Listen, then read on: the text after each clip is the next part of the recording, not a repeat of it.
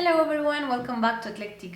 This is Alina from Argentina. If you want to receive one weekly video at least, please click the notification bell and subscribe. Yeah, and also like the video while you're at it, right?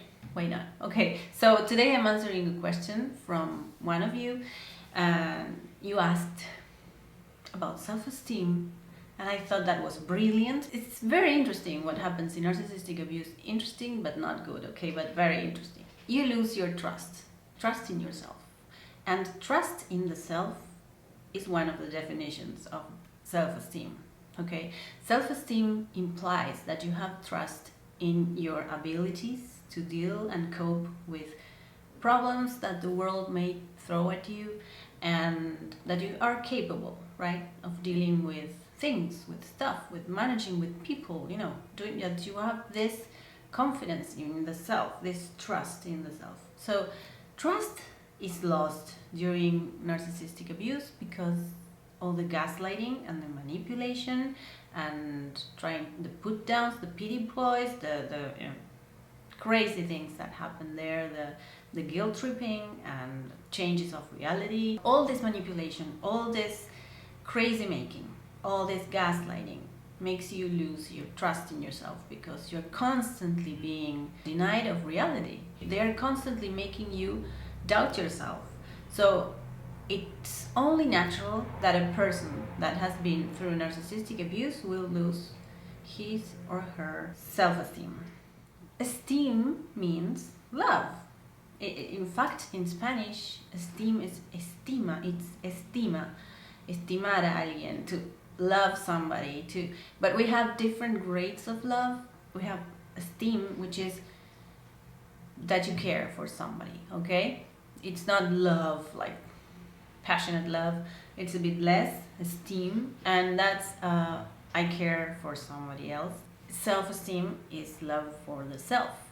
And how do you achieve that love for the self, that esteem? Virginia Sudhir talks about assertiveness, and it's interesting, her concept of assertiveness. I think just this can help you. So she describes assertiveness as just having the right, knowing that you have the right to ask for things in life, whatever it is. So assertiveness is not that person that you see so confident and so assertive, and it's not because she's magical or something, right? Or he is magical or something. It's because he knows that he has a right to ask for things. And that is a mindset. That's the idea. It's your right, just as much as I go to a restaurant and order water, you have the right to ask for the things that you need in life, in your environment, around you. So if you have that mindset, I think that will help you. And also, one thing is very important to keep in mind, that there are other people that they have other needs, so we have to be attentive or receptive of what they need as well. This is what narcissists don't do. They don't care about what other people need, so they come across as very assertive, so they go and extremely assertive sometimes, and they don't care at all for others, right? So that comes across as assertiveness. But assertiveness implies that you have a right and the other person has a right, and the other person will understand also that you have a right. That's a healthy person that understands as well that you have the right to be assertive, to ask for things in life, whatever it is that you need, okay? So that's a good way of noticing if somebody else is narcissistic or is toxic, let's say toxic. If someone else doesn't respect that boundary of you having the right to ask for things, or for time, for silence, for for anything that you want in life, if the other person doesn't get it, that's toxic. Okay, moving on. I wanted to also talk about Martin Seligman's view, because I think it's very interesting, and of self-esteem. He was the one that explained the concept of learned helplessness. So he also is the father of positive psychology. What Martin Seligman says about self-esteem is that It's the sort of the way to measure, he says, the speedometer in a car that measures how the engine is working, right? So it's a way to see how you're dealing with others. If you're dealing with others in a productive way, in a good way, in a fulfilling way, if you are capable of dealing with life's challenges, if your abilities to, he says, commerce with the world, commerce in the sense that you are dealing with people, and for example, for kids, that would be at school, dealing with their peers, their teachers, and learning. It's our capacity to learn, to know that we understand, that we can understand and decide and make decisions, take facts, and from that make a decision, and that decision being having a good result.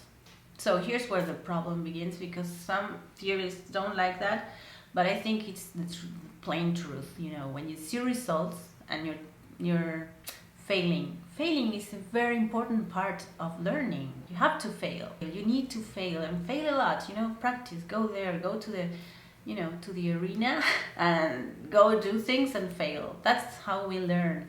And after that, that's when self-esteem comes up. So don't be afraid to go and fail, because self-esteem doesn't necessarily come from the results of that. It comes from you knowing that you're capable of going back and trying, you know, picking yourself up and going and trying. It's a confidence in that you can achieve things. The confidence that you have in yourself that you will be able to overcome obstacles, to fail and to try again. Effort, will, that's what's valued, you know, and we know it internally. That's why it's important for us to go back to the arena, as I say, and try and fail and go back and fail and try again, because that's where self-esteem comes from, okay? So knowing that you are capable of doing that. So how to build self-esteem?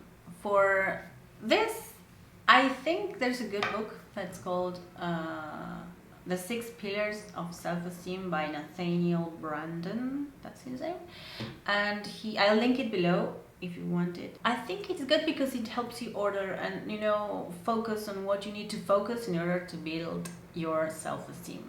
So number 1 is the practice of living consciously, and by this he means knowing the facts, being aware of real facts, of what happens, knowing yourself. Knowing yourself is very important. Knowing what your goals are, what you want to achieve, being aware, being mindful of what you want, what's happening in the world, what are your goals, what you want to achieve, knowing that. You need to know that. So living consciously in that sense and being in reality as much as you can, right? Self-acceptance. This is what I like. This is how I am, and this is what I want. This is what's happening outside. This is what I want, okay? Don't change because somebody else thinks differently. That helps build that self-esteem. The practice of self-responsibility, that you have to do certain things in order to attain your goals, and you know, keeping yourself accountable for things, being conscious of things and being coherent, okay, with things that you want to achieve, and taking responsibility for things that you need to do. That brings self-esteem. You know that you put effort. When you put effort into things and into life, and you took risks to move forward because you have this confidence in yourself. In the face of failure as well, you know that you can fail. Failure is necessary for the building of self-esteem. You have to go through failure, because that's what brings the negative emotions, and that's what sort of the motor, the engine of your of life. You know, after failure you keep going, and that brings you self-esteem, and then you stand up again and you keep trying, and failure is necessary. And also the practice of self-assertiveness, you know, I talked about that. So knowing that you have the right to do things, ask for things, you know, practicing that brings you self-esteem. Living purposefully, and I think that's very important, because that's the way you keep track of your goals and what you need to achieve, and, you know, having a clear idea of where you need to go and the goals and the steps you need to fulfill in order to get there. And yeah, that's living purposefully. But I would add this meaning. Meaning is deeply ingrained in happiness, and finding meaning to what you do, that's the best thing you can do. And then everything falls natural from that, I believe, because if you have this meaning in which you really believe in, and that you want to contribute in a way to society, to the world, to your family, to someone, it's more than yourself. You do it for others, and that is incredibly rewarding, to do things for others. So that's why finding meaning in what you do is so important, and from that you get happiness, self-esteem, assertiveness. Everything falls naturally. Okay, and then he mentions the practice of integrity. In order for you to do something that you're proud of, it should be aligned with your values and with whatever it is that you believe in, right? So personal integrity, meaning you're doing things right, basically. So exemplifying in action the values that you profess. So I hope you found this interesting and useful. But the idea that I want you to take from this is that assertiveness comes from knowing that you have the right to ask for things. And self-esteem comes from trying and doing things and putting goals and finding meaning to what you do. That would be great.